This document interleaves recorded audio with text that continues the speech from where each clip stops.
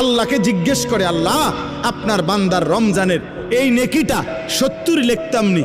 আল্লাহ বান্দার দিকে তাকাইয়া যখন দেখে গুনাহ থেকে মুক্ত, আল্লাহর জিকিরে তার জিব্বা ভিজা, আল্লাহর মহব্বত তার কলিজার মধ্যে, সুন্নাত মোতাবেক তার জীবন, আল্লাহ তখন বলে না 70 না 700 লেখো, 700, 7,000 লেখো, 70,000 লেখো, 7 লক্ষ লেখো, 70 লক্ষ লেখো, 7 কোটি লেখো, 70 কোটি লেখো, 70,000 কোটি লেখো।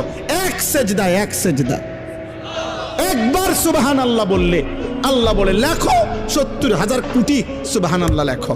কোন বেলায় আল্লাহ মহব্বতের জোশে, আল্লাহ তার মায়ায় আল্লাহ বলে, ফেরেশতা তুমি লিখো না, আক্তুবু, আমি আল্লাহ নিজেই লিখবো।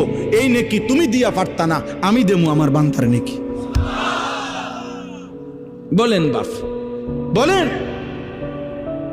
আহাজ